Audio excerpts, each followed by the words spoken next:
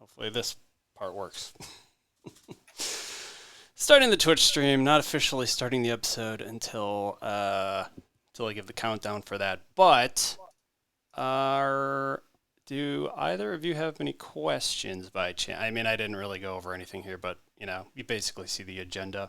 I can try to incorporate your particular aspects of technology as much as you want. I'll ask for your input here and there, and feel free to jump in at any time, of course. But yeah, any questions? I don't think so. Okay. Thought for a second it froze up. No, I was just muting the Twitch stream so that I could share it, but also see it, but Right. not hear it. Mm-hmm. That's what I tell when I'm streaming anybody that comes into Discord. I'm like, mute the stream. It's the best way to experience it when I've got all the audio coming through. I am gonna pimp the stream. I need to upgrade my MacBook, I think, with the next, whenever they come out with the next 16-inch. That's my plan. I need to upgrade my computer because I want to. Yep. Not necessary, but I want to. Can't blame you there. This one's only 4 years old now, and I'm already feeling like it's slowing down. I last year my hard drive started dying out on me, and I went to our local computer store and got a new desktop, which was someone upgrades every year at the store, and they sold me in 2020 January they sold me the 2019 top of the line stuff as used, and it has been great, except for the fact that it gets loud. The fan on this thing, it gets substantially loud, and I can pick it up on mic, which is kind of annoying. I just realized I, of course, forgot to change the stream info. There we go. How are you doing today, man? Having a day. Yeah, it's been a while trying to get back into this. So, all right. I think we are good. And, yeah. All right, well, we might as well get started. I'm going to be trying to record this on the Rodecaster for the first time. Hopefully that works. I've tested it before. It seems to work fine. I always have a backup at least through, the VOD. But hopefully I won't have to use that. Okay. This is also the first time I'm using this. I know it's funny because Jen, you asked about the headset. Well, I've been using a headset now myself. It's like at least an Audio-Technica, so it's like I don't know. It's expensive enough, I guess, but whether or not it's an acceptable podcasting microphone, I don't know. Yeah, I haven't had time to make the new mixer function, and the old mixer officially died, so I was like, yep, yeah, I'm gonna be a bum, and No, that's honestly better than, like I said, better than some people that have been on here. Quality of the mics at times, so perfectly acceptable. All right, let's get this thing started. We'll do a countdown, we'll run the intro, and then I will introduce you.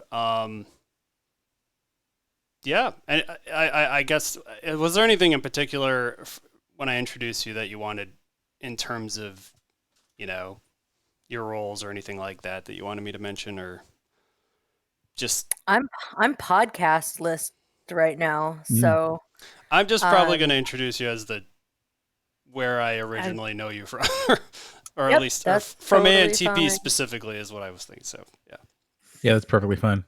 All right, sounds good. Let's do this thing in 3, 2, 1.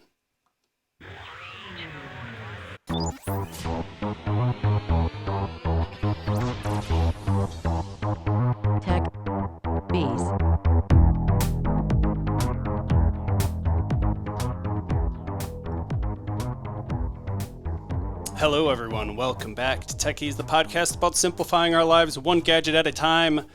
This is episode number 99 for Tuesday, February 16th, 2021. My name's Shane, and tonight we have another couple of awesome folks from America's Next Top Podcast or previous seasons. First up, we have from season 2, my former teammate, the Jen. Yeah, I'm here to give you a banana hug, man. What's up? Excellent. Very happy to hear that. It's which, out of context, that does sound questionable. I'm That was the not goal. giving That you a was the banana goal. hug. It was a great, because that was it the college you went to? Was the banana Yes, slugs? I'm the UC Santa Cruz banana slug, and so we were the banana hugs because we're so friendly, and it sounded funny. Indeed. That was a lot of fun. And that other voice you heard would be from season 1 of the aforementioned ANTP. Joe Hood, how are you doing, sir? I'm doing well, thank you. And I realized as they start doing season 3 of ANTP, we can now start calling ourselves the grandparents of the show. Like we're 3 generations back, which means we get to sit in the rocking chair and grumble about what these kids are doing these days. Absolutely. Eventually they'll start releasing it, even though it's, I guess it's going on, but we'll see here in a few weeks, whenever Hammond gets it figured out somewhere in there, hopefully sooner or later. I wouldn't mind kind of listening and having to hear them go through their torturous Did anybody else get like a knot in the back of your neck the moment the Discord channel started going off when they were doing their activities, and you're like, "Oh, is it ready? Is the recording ready? Are we ready for whatever day?" Yeah, I tell you, it's amazing having watched it for a season after being in it. You have this deep sympathy, but also this wonderful sense of at least I'm not doing that again. Exactly. All right. Well, I suppose without further ado, let's talk about some news.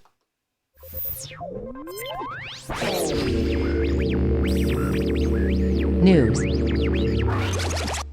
Sorry, I had to turn on my lightsabers in the back real quick. All right. BBC News has a little article here talking about Coca-Cola company trials first paper bottle, which I don't know. I'm a fan of, the environmental progress and things to help that out and help out with waste and microplastics and all that fun stuff. So Coca-Cola is testing a new paper bottle developed by the Danish company Pabico, I'm going to guess is how you pronounce that. It's the paper bottle company is what it all stands for. But they have a goal of being recyclable and plastic free ultimately, but they do currently have a thin plastic liner in there. They also have a plastic screw on the top, which is easier on existing, in terms of existing production lines. As you might imagine, they got to utilize what they have for now. But the plan is eventually to use a plant-based coating on the inside rather than, on the inside, they didn't really talk about how that would work with the top. I guess they somehow try to figure that out. That seems like it would be quite the feat. The bottle also needs to not allow the fibers to flake into the liquid, as you can imagine. That's gross. And gas to escape. It's got to be strong enough for that. And, of course, pass health and safety checks, all that. This trial includes 2,000 bottles in Hungary, which I thought 2,000 doesn't really seem like a lot to me, but we got to start somewhere, I guess. And not only that, but they're doing it in this fruit drink called a Des, which I'm not familiar with. But I guess that's in Hungary, so we'll see. We'll see if that goes anywhere else. It's a single piece of fabric, paper fiber based material that gives it strength not to break under the pressure, like I mentioned before. Though they have a good understanding what the bottle will face in the real world, the trials allow them, as you would imagine, got to be sure, put it out into the world. And, also, as you might imagine, scaling is going to always be an issue when it comes to something like this because currently plastic is so inexpensive and highly effective and blah, blah, blah, existing production lines, like I mentioned. But I hadn't even considered this until they got to this part of the article. They talk about Tau Tetra Pak, I guess is how you pronounce that, pulled this off in the mid 20th century with their paper and plastic milk and juice cartons, which kind of makes me wonder why we don't see more of that. But there's another couple companies out there like vodka maker Absolute and beer company Carlsberg. They're also going to be running trials as well. And a big part of why this is a big deal is that last year Coca-Cola was actually ranked the world's top plastic polluter. But at least they do have a goal of producing zero waste by 2030. So, Jen, let me start with you. Does this seem like something that is feasible? Do you think this is a hopeful thing, or is this just is this not a hopeful thing at all? So we're going to go from being the world's worst polluter, and then in 10 years, we're going to have zero waste. I'm years, glad that you're making steps in the right direction, but I just don't see that being, I just don't see that scale that quickly if we're, but who knows? My big concern is what is this plant-based material? Is it soy? That's a And great is question. that going to be an issue? Because as someone who has to think about these things, soy is a hormone disruptor. And for people that have to think about that, we have to be cautious of what kinds of plastics we use because of BPAs. But some of the plant based things, people don't worry about it unless you have an issue where you have to worry about soy. And soy tends to be the number one plant based anything when I hear those words. So I'm a little curious. That all fair points, and it does sound like, in terms of the plant-based liner, that does sound like it's something they're still trying to kind of figure out more or less. Because still using little bit of plastic for now at least. To me, it's kind of strange. Like, how thin a plastic are we actually talking, and how much is that really? I hope it must be saving a fair amount of plastic if they're doing this in the first place. But what about you, Joe? Does this seem interesting to you? Does this seem like something that might take off eventually? It's definitely interesting to me. I remember, and I'm guessing you guys can both remember when soda bottles, well, first when they went from glass to plastic, I recall that. And then the plastic seems like it's getting progressively thinner and flimsier, especially water bottles, which is probably, I imagine, the number one source of bottle waste. And, Coca-Cola owns, I forget if they own Dasani or what's the other one? There's Nestle is out there too. Nestle They does own the that. Nestle water and one. Pepsi does Ice Mountain, I believe. right, like they own the water company, which is they take your municipal water and they filter it and they sell it back to you.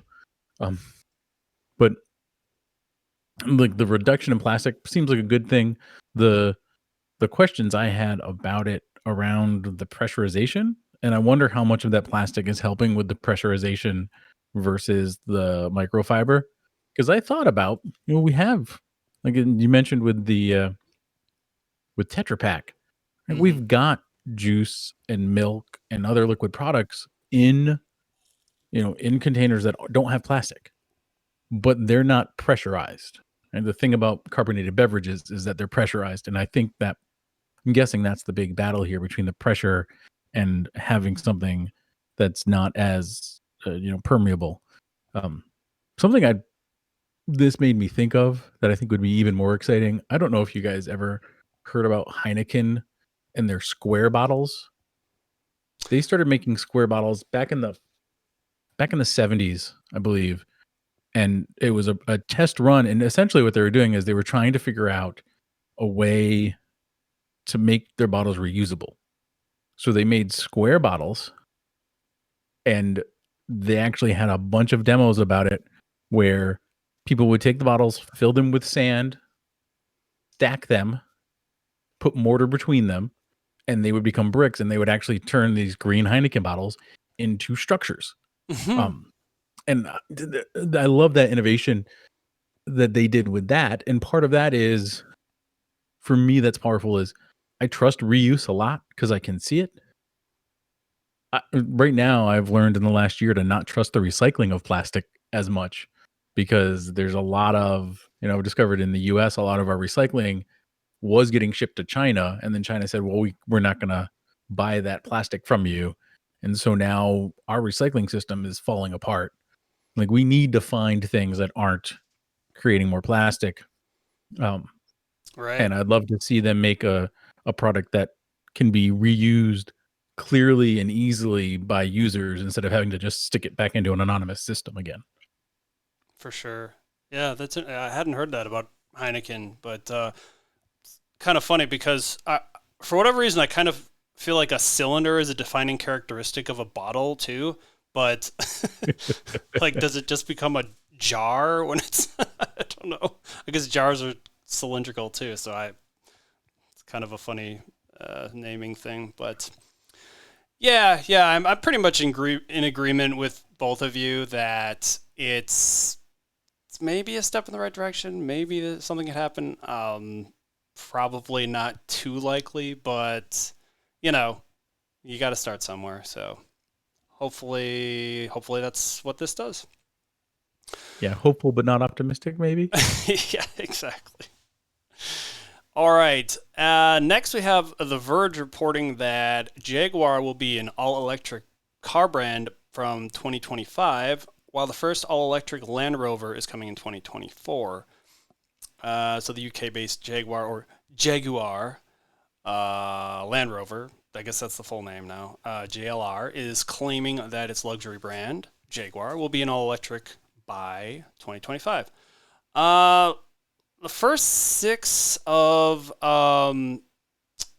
one of 6 vehicles that Land Rover will be making all electric are coming in 2024. I thought it was kind of interesting because they say the first one's coming in 2024, and that's going to be spanning over the next 5 years. So I feel like they have to pump out the next 5 like pretty quickly after that.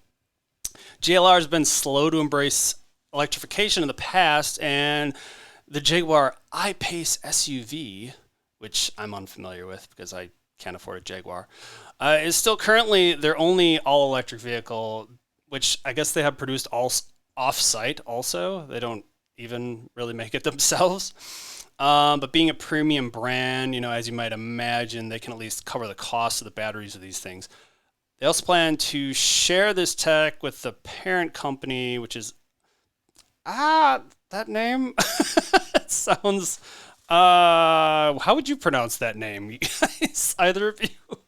Is it actually Tata Motors? I think it might be Tata Motors. Okay.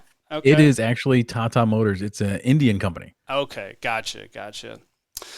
All Jaguars and 60% of Land Rovers sold are expected to have zero emissions by 2030, which happens to also be the year that new internal combustion engine vehicle sales are going to start being banned in the UK, which I don't know if I had heard that previously or not. But, again, step in the right direction. Other bans include Norway in 2025, France in 2040, and then they throw in a state of California by 2035. As, California does seem to be kind of ahead of the curve in terms of the entirety of our country. JLR is hoping for net zero carbon emissions also by 2039.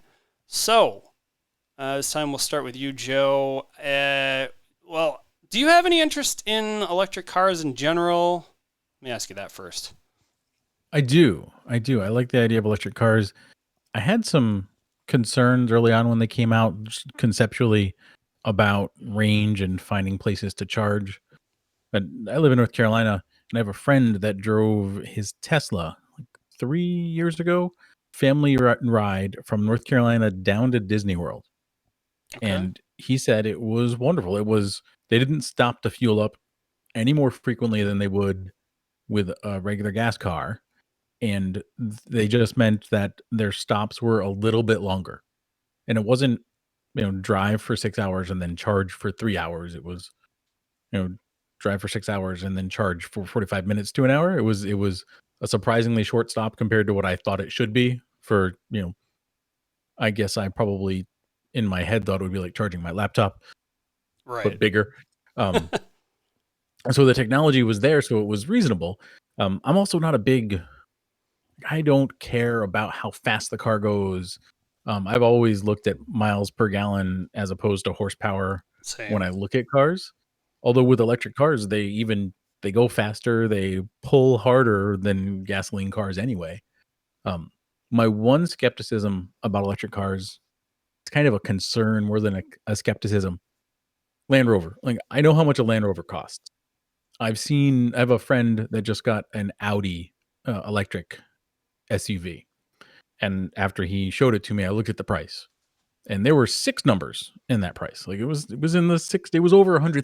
Mm-hmm. And just these first waves, like the Teslas and these high end premium electric brands that are super expensive, uh, that's not going to be. They need to figure out how to scale that in a way that can be more accessible to people. That's my biggest concern about electric. I think moving away from petroleum will be good for us. It'll be, you know, excuse me. Oh, sorry. Moving away from petroleum will be good for us, and then figuring out how to, it'll give us a new way to look at vehicles as you I just think shaking up the vehicle industry will be nice. Yeah, and I mean, at least Tesla does still have that 35,000 allegedly. That one, I guess I think I did get to sit in one once, but still could be cheaper. That's Mm-hmm. for sure. And the other brand I've heard has gone mostly electric. I want to say is BMW or one of the other brands. I think they've got a lot of electric vehicles now as well. But again, not affordable. What's funny is I've been really excited. VW is supposed to bring back the VW bus as an all electric. And Oh, they I had better. heard it was, and I had heard it was coming in 2021 from a dealer, in fact, who was trying to get me excited about buying it. And I looked it up when I looked at the show document to see if I could talk about it today. And now I think it's projected for 2023. And it's one of those things that always seems like it's 2 years away. And that's the other thing. Like the I mean, Avatar sequels. It's not quite flying cars, but like mass accessibility of electric cars still seems to be something that we're always just quite out of reach, like a bunch of grapes.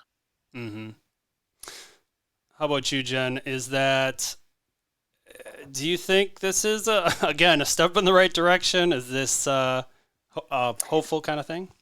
Definitely. I've been watching car technology ever since like they started to do the hybrids and was on board. And I've actually primarily only driven Nissans myself, and the Nissan Leaf, it's small and tiny, but is one example of a fairly affordable electric car. And I wanted it to be on the road for a few years before I look into it. But there's a very real possibility that if I could find one and make all the numbers work, that I'll trade in my Nissan Rogue for a Nissan Leaf. And my biggest concern was locations to charge up.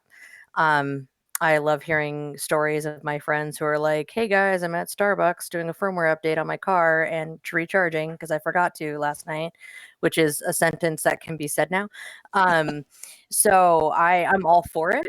And I'm hoping that my next car is electric. That's my goal. And I think it's awesome that these car companies are finally coming around. And now I live in a city where I was at UNLV the other day because I'm in Vegas, and I parked right next to where all the electric charging stations are, like right there on campus, right next to the student union. So I'm in a town now where I don't ever have to worry about finding a place to charge. Yeah, we have them at work as well. Well, it's been going on a year since I've even been in the office, but it's great to see they're popping up more and more. Yeah, but again, that is the biggest hurdle, I think, is getting it down, getting the prices of those batteries down. Ultimately, I think is the issue, and hopefully we can get there.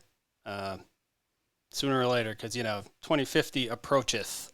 Just say that. And I want to be fair my grumpiness about it being just out of reach. It's funny. I think about everything in the past that changed, and it feels like it changed instantly. I don't think anything really changed instantly. There was always a progression of stuff. And I think for me, the challenge with the electric cars is I really want them to be dominant, and I want them to be the main type of automobile. And I'm so excited about that possibility that I just can't wait for it to happen. Um, Yeah, and I totally. think about hybrids. I remember when when the Prius first came out, and I had enough hippie crunchy friends, so I would see them, but it was a novelty. And then it hit a certain point where you just you every day there was a Prius. I saw a Prius everywhere all the time. And I look forward to being at that stage with EVs of just always seeing them. Right. Um, Someone in my neighborhood does have a Leaf though, and I always notice it because it does look like it's a cute little car. It's a cute little car. Nice. That's Now, the hard part, though. Before we go on, I do have to say, like, I'm a person who loves cars from, like, my dad loved cars. I grew up around a guy who was in that industry, and, like, my favorite car is, like, a 1967 Mustang Fastback. Like, that's, like, hard for me a little bit because there is a culture attached to those cars and all of that. But then you feel bad, where I'm like, oh, I could never drive one down the street now. I'd feel terrible. Like, just chugging gas so that I could drive my cool car. So yeah. Jen, there's the 2021 Ford Mustang Mach E, right? Yeah, but it's not the same. Well, I think that's one of the interesting things about the electronic cars is what I've looked at with the Mustang. They tuned it to be a performance vehicle. Yeah, Mm, no, it's true. You can actually get power out of these cars now, which is that honestly, I think that's going to be the game changer for those Americans, at least, that have that, oh, muscle car mhm. mentality. They're going to feel a lot better with some of these newer models. I know in my part, I live in Durham, North Carolina, and we started getting sort of a tech infusion around here. Besides just the university culture that we have, that you typically drove things culturally around here. And Teslas have become a prestige car, right? People drive Teslas instead of BMWs. If you're, a BMW is kind of, you're okay. But if you're really cool, you've got a Tesla. And our kids point them out when we drive around. Oh, there's a Tesla. There's a Tesla. Yeah, I have a Facebook friend who just posted their, somebody asked, or he was specifically responding to anyone that wanted to know how it performed in the snow. He's like, works great with the snow tire. I guess he got snow tires for it specifically, but um, sounds like it runs well. On a much smaller scale, and I've talked a little bit on the show about I have some of these Milwaukee tools that are I have a like a they call it a string trimmer, or weed whacker basically, and a leaf blower and a chainsaw now even. Most recently, I bought a snow blower that is 100-volt one. So like that one's actually that Snow Joe brand, which is they kind of specialize in that kind of stuff. But battery tech is just really taken off even the last 10 years. It seems like they're Well, really I mean, making. just look at your cell phone.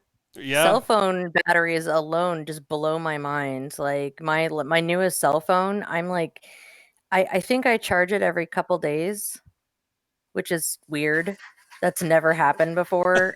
I mean, that's where we're at with battery technology. It's gotten incredible. For sure. Yeah. But yeah, and I'm right there with you, Shane. I got a battery powered chainsaw as a Christmas present, and I had friends make fun of me. And then I went out and took apart a 2 foot thick log Yeah, it's surprisingly without a problem. powerful. All right. Well, enough about what's in the news. Let's let's listen to me complain about some stuff. You know what really grinds my gears? All right. Well, sometimes this does just turn into me ranting about stupid stuff, but I think this is more of a legit one. I think a lot of people out there are complaining about this right now, and it's all about products being out of stock and the scalpers that jack the prices up. You know, as I kind of mentioned, I think pre-show here, I want to pick up whenever the next 16-inch MacBook Pro comes out, but that's probably not going to be until like the end of June at the earliest. In the meantime, it'd be great if I could pick up a new PS5, Xbox Series X, or one of the new video card, like the video specifically. Getting an upgraded video card for my external GPU unit could probably speed things up for me, at least in the interim. But good luck trying to find a damn one of these that are in stock, because they're not. And it's a real bummer. And now the latest I hear is that, scalpers are like complaining that they're being shown in a bad light or whatever. Well, you should you should maybe feel bad about it. I don't know. Because it's because they're really raising the price, not because, they're basically pulling a Martin Shkreli or whatever his name is. I mean, for not as important of a thing, obviously. I'm not trying to equate the two, but it's still not, I still think it's not right, because I'm not gonna pay these twice as much for any of this stuff. Although I will say, this Brio I bought, I may have paid $100 more than it was supposed to be on eBay, but that was something I kind of needed at the time, and and that was maybe for different reasons. I kind of think that was like everybody at the beginning of the pandemic wanted a webcam, and that was maybe an actual shortage. Webcam and headsets, you couldn't buy them. Like, they were like 2 or 3 weeks out on Amazon. Yep. All my teacher friends were like, "That link you gave me, it's out of stock." And I'm like, "Oh, well, here's another one." Right. Yeah, exactly. It occurs to me there's a frightening possibility of this in the theater market in New York. Some of the theaters, probably about 5 years ago, started realizing scalpers make a ton of money off our product. So why don't we just make the pricing dynamic? So as people buy tickets, we'll just raise the price of the tickets that are left. And it occurs to me that there's probably someone in MBA school right now working on some model to pitch that to Microsoft and PlayStation to do a dynamic pricing model for their game consoles or for other retail goods, where the manufacturers just are self-scalping basically, so that they can reap all the value that gets put into that. And right. That's just, it's like surge pricing on Uber, but for electronic hardware. Yeah, that would be horrible. Yeah. I mean, you've got like the Reddit groups where everybody keeps track of, and they're like, "Oh my gosh, stuff's in stock, go right now." And everybody dives in to try to buy their graphics cards. And then they're like, "Oh, yeah. Yeah, to be honest though, Joe, I wouldn't mind seeing what would happen ultimately with something like this, because, would prices actually rise, or would they eventually go down? Like, well, in the case, theaters, maybe that's one thing, but if you're talking about a product that eventually they get plenty of inventory in, maybe the price actually goes down in the long term or something. Because like it follows actual supply and demand, right? Instead of fake demand that people create because they buy everything. I mean, the hotel businesses have been doing this for a long time. That's why Booking.com and other places exist, is because the hotel rooms are like, this is how much our room is. And then when it gets closer to the date and nobody's taken that room, all of a sudden you can stay in a nice hotel for half the price, because they're like, well, half the price is better than no price, than an empty room. So I think that if you let some of those things be dynamic, then that's actually very realistic, that that's something that they can do now. Well, and I think the big difference there that might complicate it, certainly would complicate it, is that, both theater and hotel rooms, there's a limited window to buy. Whereas they could probably get away with that dynamic pricing in the holidays or in the first week the product comes out. And then if they, as long as they keep a decent amount being built and being supplied, then the price would normalize and sort of average out someplace. Yeah, and sorry, go ahead. I was going to say, and you could always get. I actually started. An apparition of my father just appeared in the back of my head saying, "You can wait 3 weeks and not pay as much money." Right. Well, and I do think that kind of can go either way, similar to airlines or something. I mean, maybe it all depends on if you're actually going to sell out. If you're not going to sell out, they might want to actually, charge less at the last minute to actually get those tickets sold. Yeah, the one thing here is, how is it all these scalper, like, that's the one thing that always gets me, because okay, so I did this a couple times back in 2000, and I want to say 2008 and 2004, 2005. I can't remember which it was. And that was because I bought an Xbox specifically when Halo 2 came out. I got home at 1:45 with Halo 2, beat it before 6:30 in the morning. I was mad, and I sold it, and I was able to sell it for more than what I paid for it, and I was a college kid, so I did not feel bad. Fast forward a few years later, I bought a Wii. I had a friend that worked at a game store, so I could get in line, and I knew that they were going to have a Wii, because they didn't even work at a game store. They worked at like Sears, some place that nobody expected would have a Wii. So I was able to sneak in and get a Wii, and I was like, I'm not really into this. This is not what I want. I'm a PC gamer, and so I sold it for more than what I paid for it originally. So I guess I never really felt bad about it until No, I think about it now. But then I keep thinking, how do these people, like, that's where the problem is. The problem is the fact that people can buy significant numbers of these. That is what we need to figure out, so that that's absolutely. not what's happening. Right. Yeah, that is the biggest issue. And a lot of places do limit the stock on these types of products at least, but that's maybe hard to actually enforce. Which is why I have down here that maybe ultimately the only solution is just to not buy from scalpers. I don't know. But Well, and I wonder, I assume people have got some sort of robot purchasing for them. Like there's some sort of absolutely. automated purchasing going on that's sweeping things up. Which has never been Um, more of an issue than it is now. Right. Yeah. Well, and I think back to the reality of, waiting in line for a product. I think even if there wasn't COVID, there wouldn't have been that much waiting in line this, November and December for the, new PlayStation and new Xbox. 'Cause people were going to be clicking on their computer trying to get it ordered on Amazon, or, why walk into a Best Buy when you can just, order it from your phone? Mm-hmm. Yeah, very true. Well, probably not going to solve this issue tonight, but maybe eventually I'll be able to get one of these devices. We'll see. On that note, let's talk about my experience with some technology. Where is it? Oh no! I need the bumper. What did I do with the bumper? Hold on, give me a second. Here we go. This is great radio. Great radio. Okay, this is gonna be great. And okay, why can't I find it? There it is. XP. Boost.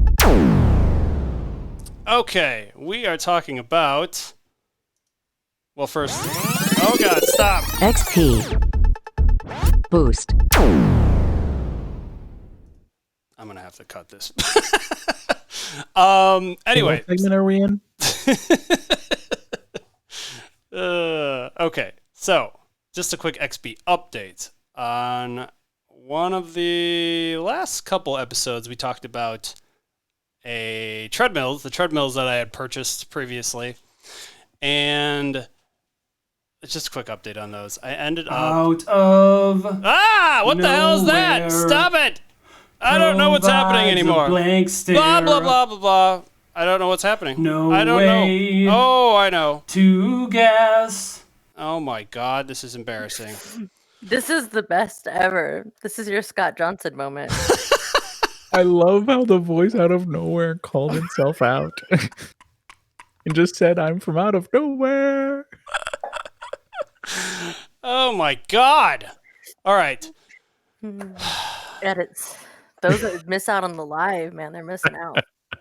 Yeah, man, I have to. How do I cut the VOD? Anyway, all right. So treadmills is something that I talked about previously, and one of which I gave both of them decent reviews because one of them looked pretty, and it seemed like it was of a high quality. Well, that one's ended up sucking. So it turns out I ended up returning it because it was like it ran so hot, the motor, and it had like a burning smell eventually, which is great, right? And the company that ended up returning it, I had to pay for shipping for the thing to boot. Like, it was just kind of a nightmare. And I looked on the bottom of it, and I don't know if it was this way from the beginning or not, but it almost looked like it was caved in on the metal part of it, which is great. I have since bought a new replacement for that from a company called. So the previous one was City Sports, was I guess the brand, which is super reputable. These are all, to be clear, treadmills on Amazon and cheap, $400 treadmills, But let's try to save a buck or two. Get what you pay for. This new one is from another super well-known brand called Obstacore. And that's the one I'm actually standing on right now, though not using. This is, in both of these cases, these were under-the-desk treadmills. This one has like a folding arm that at least transforms into running mode if I needed to, because, they have like a safety deal on it, at least that, so you can't go above 2.5 miles an hour, essentially. And that is that's fine, because I don't need to go more than 2.5 miles an hour when I'm standing at a desk, or walking at a desk. And the other one I had gotten was this Fun Millie, I guess is maybe how you pronounce that, or Fun Miley maybe. Since that one was decent, but it's been getting this error over and over. There's sending me like a replacement board for it or something. So I got to deal with that too. So of those three, this Obstacore one is the one that seems to be holding up the best so far. But anyway, the main topic tonight is this little guy right here. It is a fuse reel, the Sidewinder. I guess is what it's called. It's just the Sidewinder, which is a USB MacBook charger, organizer, and travel accessory for MacBook Pro adapters, which I can only apologize if,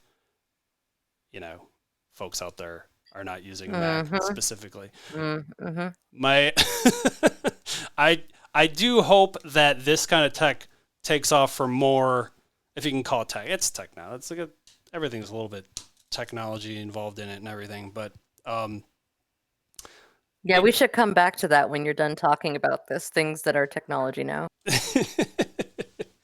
So, it was something I'd seen a while back that I was pretty intrigued by, and maybe a couple of years ago, and I finally bit the bullet and picked one up, because trying to organize, at least for me, my MacBook charger is always just a pain, like trying to figure out the right way to wrap it and have it actually stay together. And I can do that now. It stays in a nice little shape, which, quite honestly, it's bigger than it could, you got to deal with it. I got to deal with the shape. The size of it is fine. It at least does fit in my backpack. So they have 6 different, I guess this works with 6 different MacBook chargers, 61, 87, 97, 96 watt USB-C, and then on the MagSafe side, the 45, 60, and 85 watt, but not the 29/30 watt USB-C, I guess, which I think is actually for iPads. Yeah, so it's got this like clamshell design. You just pop it open somehow this way, which is, it just pops open just like that. Well, at least it's secure, as you can see, and then that's what that looks like on the inside for anybody watching the VOD. And then it just snaps shut eventually. It's not going to now, probably, because I don't normally have to do this. But anyway, you kind of have to both give it a little push, open and close to actually shut it. But the way you unwind it, there it goes, is you have to actually pull on both ends. Sorry, give me a second here.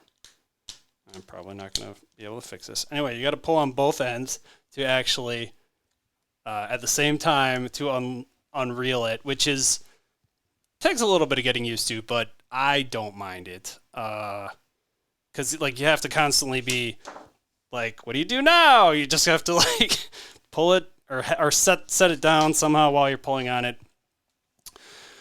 But wait a minute, does that mean that you can have varying lengths?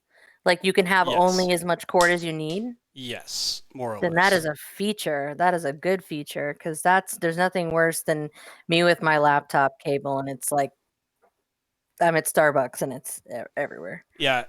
Again, it takes some getting used to figure out how to adjust it exactly, to the length that you want. But most of the time, I end up unraveling the whole thing anyway. But it does work. And so once it is unraveled, you just turn this little dial, and then it wraps it back up quite well. And they say they have on the packaging, I think 6 seconds is what they estimate typically, and I would agree that's about. But you'd be surprised how much time I waste without this thing trying to wrap it up. Probably a lot more than that. But at least it's organized, and I don't know, I feel better using it. Yeah, the other thing, like I had kind of mentioned, was I really would like to see this type of thing, and maybe there are, maybe this type of tech already exists for other laptops out there, and other types of other electronics in general. I haven't seen it out there. It doesn't mean it doesn't exist, of course, but really having it. I mean, ultimately, it'd be great to get into more of the wireless charging for laptops, and I have a feeling Apple's probably headed that way sooner than later. But other than that, it would be good to have something like this built in. Like they used to have the little hooks on the end of the on the actual charger for MacBooks, which was okay if you were only using the small. Like I never do. I always want the longer cord because you never know. A, you never know how long of a cord you're going to need, and B, it's that brick is just kind of a pain to have hanging off of the wall. I think I don't want to, the longer cord just works better. The 3-prong. So that's my take on that. They have the multiple different organizers for iPads and other MacBooks. Different. It seems like they're big Apple based. So I don't believe they actually have any other types of products currently. But it is $24.99 or $25, whatever you want to call it, on Amazon. Because they're not a sponsor or anything, so I think I can round that up. So I give it a 4.5 out of 5 stars. That is, that's all I have to say about that. Any thoughts, questions, concerns, suggestions? I think that thing is cool, but I was just laughing how you were talking about things that are techie that you don't expect to be techie. Yeah. So I should share our recent purchase. We needed to buy new furniture because even though the only thing that caught fire was the bathroom and everything was fine, everybody got out fine, the smoke goes through the whole place. That's like a thing that happens, which I didn't know, that a fire for just a few minutes can literally cover everything with smoke dust. So we got new furniture. So we got a couch that we have to plug in because it is a recliner that goes up and down with the buttons. But what's really cool is that the middle flips down and it has a reading light, cup holders, but also USB charging, and you can plug in your phone. And I'm not gonna lie, I got really excited when I plugged in my cell phone, and it does super fast charging. So way to go, couch. Way to be awesome. Very nice. Yeah, that's right. I was super excited. I Yeah. discovered my mother-in-law has the same kind of couch, but I discovered it by accident because the buttons that adjust the up and down are capacitive buttons. And so I was sitting on the couch and my leg leaned against the side of the couch, and all of a sudden it just started leaning back. And this would probably slide into more of the grinding gears. I feel like capacitive touch interfaces have gotten a little bit out of hand. Those buttons didn't need to be capacitive. My stovetop doesn't need to be capacitive. In fact, that makes it, I can't change the, turn the timer off when I'm wearing my mutton gloves. My wait a minute. Using mutton gloves while you're Mutton cooking? gloves. Yeah, no, I don't know where. I don't know why I use mutton gloves. I don't cook baby sheep that frequently. I'm sorry. I've now funny. my brain has short circuited Derailed. trying to remember what the real name is for that thing you stick on your hand so you don't get burned. An oven mitt? Oven mitts. Old school technology. You could be friends. using Old them to school. make mutton. It's fine. Oh. No, I just was totally shocked at the furniture shopping experience how many couches do things now. And then I was even more shocked when that was the most comfortable couch and the one we went home with. And then, yeah, that was a pleasant surprise that my couch is more high tech than some of the surge protectors I've accidentally bought of poor quality that don't do super fast charging. So, way to go, couch. Nice. Yeah, I've seen that more and more on couches now. I have a friend who had recently bought one that's got those on it too. And I mean, Well, think about it. You always put your couch inevitably in front of the outlets. mm-hmm. And I That's kept true. thinking, like, man, I could have D&D night for real once we're not quarantined, and people could plug in their laptops and not have to try to tunnel behind the couch to do it. Mm-hmm. That's pretty cool. Very cool.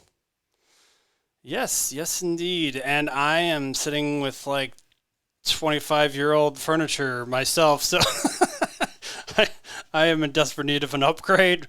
And I'm weird in that I spend a bunch of money on audio stuff, and then I neglect some of the more important things probably, but I'll get there eventually. Because I've said on the show before that I have so many friends who do way more with like HomeKit or what do they call it, home automation types of things that I haven't even delved in yet, which is so sad on my part for having a podcast about it. But eventually I'll get there. So, anywho, that's gonna about do it. Nope, no listener call-ins, unfortunately. Still haven't heard back from anyone, but I'll be waiting whenever you want to call in. techiespodcast@gmail.com is the place you can email, or on Twitter @techiespodcast. And website, niceguynetwork.com/techies is where you can find more info on the show. We still say I ask this every time I see. I still have iTunes rating on there. I guess it's Apple Podcasts is what I should be asking, or wherever you get podcasts. Please leave a rating if you don't mind. I'd love it. Anything at all, please. So let's see, Jen. Where can people find you on the internet? At the Jen Says on Twitter is usually where I post anything that I'm doing. I've been in a bit of a hiatus. My real life, my day job is too busy, but when I get back into it, that's where everything will be posted. At the Jen Says on Twitter. Excellent. And Joe, how about you, sir? You can find me most active on Twitter at JHOUDE. That's how you spell my last name. You can also find everything I do at joehood.com. JOEHOUDE. And kids, if you can buy your name as a URL, do it now. Someone told me that advice 10 years ago. Someone like and it's you who priceless. has a name like yours can have that conversation. So I tried to get hood.com, just my last name. It turns out it's the Quebecois version of Smith. And there's some company that just bought it and sells email addresses. I was so disappointed because I have friends that bought their names as URLs back in the 90s. But I would like to point out for people one thing. I like the Gen am currently in between gigs. I've got a couple of pod fades and I got a couple of things on the horizon. But one of my old podcasts was called Mandatory Cocktail Hour. And I talked to people about their social networks and how those social networks help them get to where they are today. And for people that might have found this through, ANTP folks, I've got interviews with Brian Brushwood and Tom Merritt and Scott Johnson, Jenny Josephson, Brian Ibbett back in the archives. Really interesting stories from all those folks about how they became the person they are today, connected with the people that they met in the past. So that's some work that I'm really proud of that I'd love to point people towards. Nice. That's awesome. Very cool. Also, real quick again, folding at home is a thing that that I do from time to time. Oh, you can find me at Shave Maddox, though, on the web as well. But also, the folding at home team, the Corona Conquerors, number 245-171. Anybody that's out there that would like to join and help us out, please feel free. We are kind of dominating right now. We are closely approaching the top 1,000 teams out there. And, just helps research, run simulations on proteins and all that fun stuff, and gets the learnings done. Because I don't know anything about it. That's the least I can do is let my computer figure it out for them. All right, then. I think that is going to about do it for today. Thank you so much, anybody out there that was listening and watching. And thank you, Jen. Thank you, Joe. Appreciate you guys. And it was a pleasure. Thanks. Until next time. Tech her easy. Please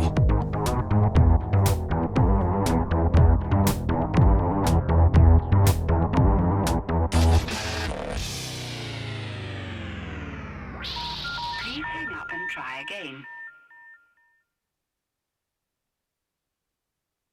All right. Sorry, I didn't mean to talk over your outro. Just when somebody says thank you, I have a habit of immediately responding. Yeah, me too. It's a visceral reaction. I have yet to fine-tune that outro. No, you're fine. I probably should set it up better too. It's like fading. The audio file still fades itself, and I should probably change that eventually to fade it myself, but well, is what it is.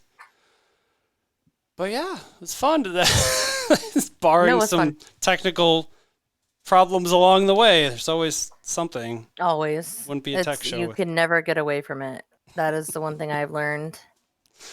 Yeah, I was questioning whether or not I should probably go back and edit some of that out, but you can, or you can leave it in. Who knows? I might just the song that the audio file was like an upcoming album we have coming out, so I don't know if we want that to be out there or not. Although our lead guitarist and / songwriter he sometimes streams his audio mixing anyway, so he might not have an issue with it. Well, see, that's not so bad. Scratch vocals, for the record, not unreleased. That's why it's not great yet, but we'll get there. I was seriously wondering if someone was pranking you somehow, like coming into the room to throw you a surprise party or something. That hasn't happened before. I meant to say Herschel in the chat had said So we were talking when you talk about the oven mitts. He said that's my line: capacitive touch oven mitts. That would be the worst possible Christmas gift for you. I don't know. Yeah, I think that is he a PC guy? Because I think that's my line was when I broke in with my Could be. Yeah. my anti-Apple sentiment. No, I don't have anti-Apple sentiment. I just have I've been a hardcore in my world for as long as you've probably been hardcore in your Apple world, and that's okay. That's We can all be possible. friends. I mean, I always was a hardcore PC guy. Pretty much prior to my first iPhone and first MacBook. But I do have a Windows machine here now again, which I didn't think I would have to get again, but here we are.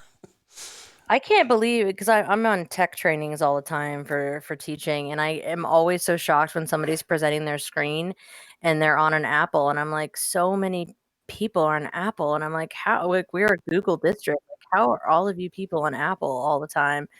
And it always like shocks me. But I guess that's where I have to remember that is like they do outsell, right? In my world, everybody. Well, no. I mean, Apple's still a small part of the market. They're just. I mean, they have niches, right? They've got the creative niche, and they've got the niche of people who really want to talk about what type of computer they have. Yeah. Well, the thing is, I always say it depends on how you're looking at it. If you're looking at it by OS or if you're looking at it by manufacturer, right? Because they only go on their own platform. It's not like Windows or Android where you see it across multiple multiple devices. But yeah, I mean, knowing that, I don't actually know what the numbers are. I look at them from time to time, but I know Apple does really good with customer satisfaction ratings and all that stuff. But I mean, they're always high quality products. I mean, that's the reality. And honestly, like you were mentioning, creative, hardcore. Like those programs are unbeatable. That's why everybody uses them if they can, because they're better. Right. Well, and I think now I've heard people say Apple's really a phone company that also makes computers at this point. Oh yeah, I mean that was their the iPod was kind of the first step in that direction, and then the iPhone just was a game changer for them. And then I guess the iPad, yeah, probably to a lesser extent, maybe with the Apple Watch a little bit, but not that was a game changer because obviously smartwatches existed prior to that. But I guess the services are a big thing right now. What really shocks me is now that I'm in the tech side of education, I didn't realize that school districts that consider themselves one-to-one, meaning every student has a device, count iPads. And so there's tons of school districts that tout being one-to-one school districts with devices, but that means that their kids have iPads. And I'm like, is that really like the same as what people think that means? Like, that they don't actually, but there's a huge space and I don't know, in competition in education that I didn't realize existed.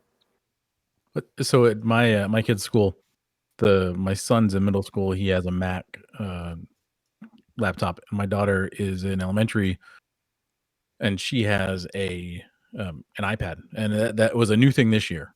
Like their big curriculum is project based and experiential, and they deliberately kept kids away from tech until COVID hit, and this spring they brought in one-to-one for that. But I think the reality for my daughter's thriving with the iPad as both a consumption and a creation device. And I think that's the thing, and I think this is probably part of what you're alluding to, the Jen, is like the end result of whatever technology you bring in is what can you create with it and what can you interact with, because the education is interaction and creation, and the device isn't education, it's a tool. Well, quite honestly, Agreed. my big complaint still is that they haven't done more with with like programming development on the iPad. That's to me one of the last things they have to do with it for me to practically switch to it completely, But Well, and that's one of those double-edged sword, I think, for education is the locked ecosystem makes it easier for group management, yeah, for sure. but also it doesn't teach kids what you would hope they would learn, that this is a tool that has multiple uses. It's, general use computing is not a thing the iPad's really made for. Right. No, it's crazy. It's a crazy world. It's a crazy, crazy world. I'll have to come on some other time and talk about fun tech stuff and education because I have been just floored by what I've seen and what is out there and the systems. Like the stuff that Google is doing for education is insane. Like they have just because they do those think tank things where everybody has their ideas and then they run them all the time. Like they have that think time. Mm-hmm. And the stuff that they've come up with for education is really cool. And I don't know, it's a crazy world now. So we'll see what happens when everybody is allowed to go back to the classroom. Mm-hmm. Yeah, very true. Oh, thanks for having me again. Yeah, This was fun. for sure. Thanks for Thanks coming for having on. me. It was awesome. Glad you could make it.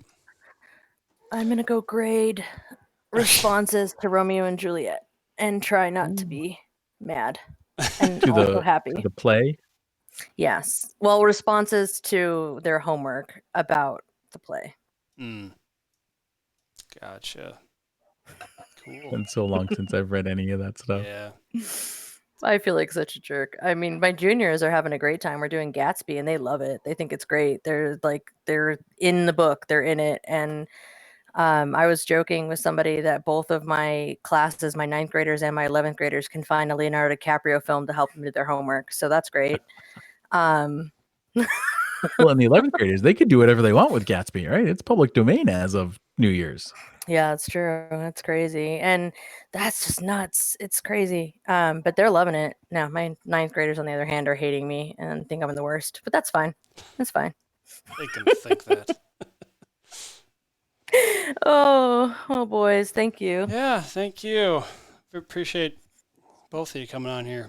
have to update my list of future potential guests because Yeah, you should also I should get you in touch with September too. 9 to 12. Yeah, you guys should. Nice. Have you been on Geek Girls yet? I haven't been doing Have Geek not. Girls because I haven't had time, but I bet she'd be able to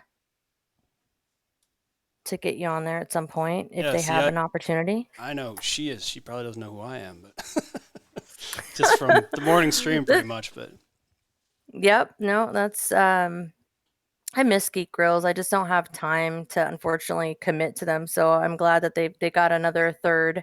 So they've got three lady hosts to do it. But I did pop on recently to do an episode about cyberpunk. They were talking about cyberpunk, not the game, the genre.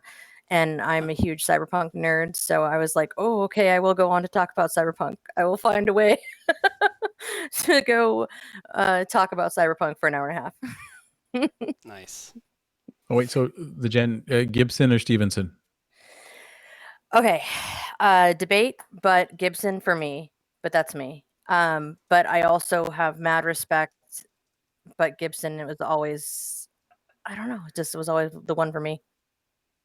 I love Snow Crash and what's Yes. the diamond one? I don't remember the name of it, but I did enjoy Snow Crash a lot. It's one of my favorites. But and actually like more than Neuromancer in that series, I like sort of his Enduro series and his Mona Lisa Overdrive is my other one that a lot of people don't know as much about and is so good in Neuromancer. And Shane probably like, what are these? I don't know. Are you a cyberpunk fan? Isn't Mona Lisa Overdrive like the second or third one out of Neuromancer's a little trilogy in there eventually. Mm-hmm. Yeah, but most people don't really know. They only know Neuromancer because that's the one everybody talks about. Isn't Mona Lisa Overdrive the one? No, do they go to the? I'm trying to think. It's been so long since I've read that one. I reread I know, Neuromancer right? recently. I was gonna say I I'm made my son read it. furiously googling what you guys are talking Um, about. I love William Gibson or Neil Stevenson are two authors that are well known in the cyberpunk genre, and that's kind of the course. classic debate. It's kind of the Star Wars versus Star Trek, the argument that I don't think needs to happen, but yet still happens. Kind of that. I'm just saying that about Star Trek and Star Wars. I hate that everybody has to have that conversation I have heard of because I don't think they're the same. I have heard of Gibson at least. Right. Well, and it's funny, yeah. Like if I can picture like Neuromancer is very much noir, dark. It's Mhm. and for me, Snow Crash is actually a little bit brighter and happier. Like Snow Crash Yeah. was just fun. Yeah, no, Mona Lisa Overdrive was the third in the Sprawl trilogy, so you're right. It's the third one.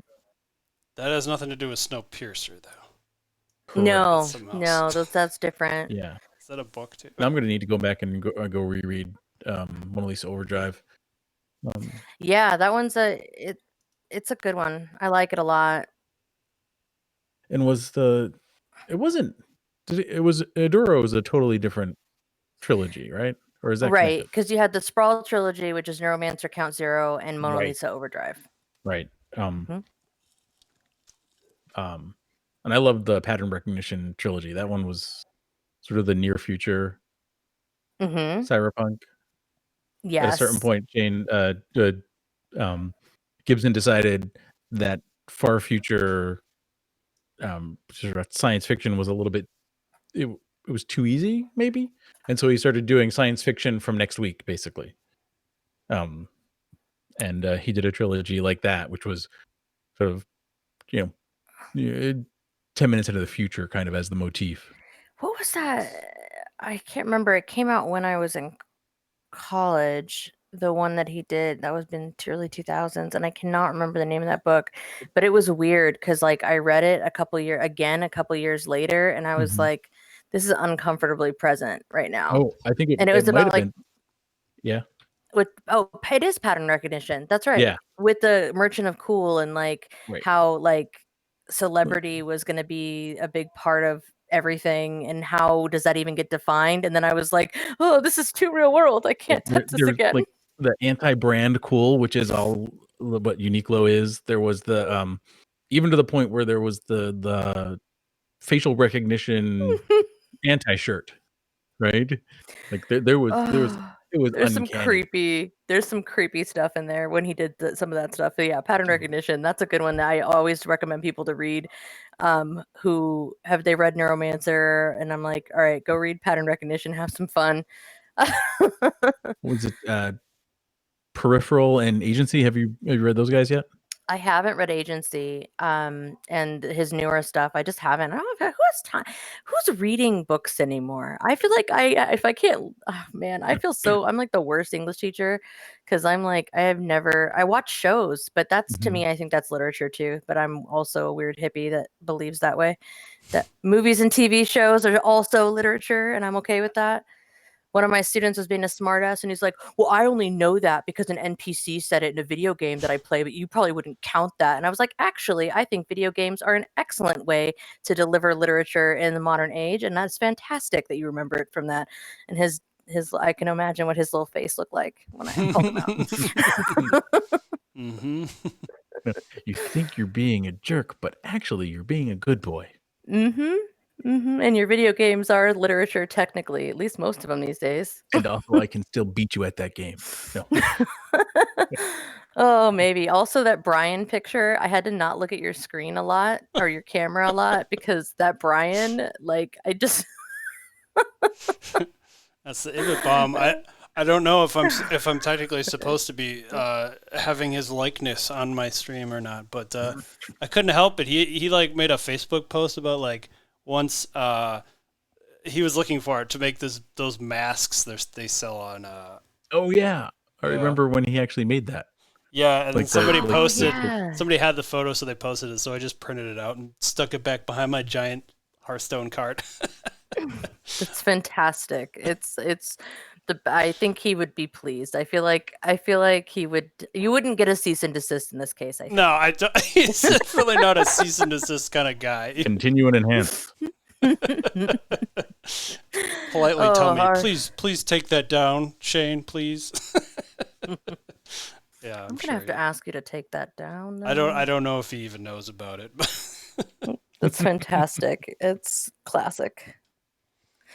Oh, all right. I'm gonna go eat food and do things. But thank you again, and Yes, thank everybody you. have a good night. You as well. Excellent. Take Good care. night. Thanks, Shane. All right, thank you. Bye-bye.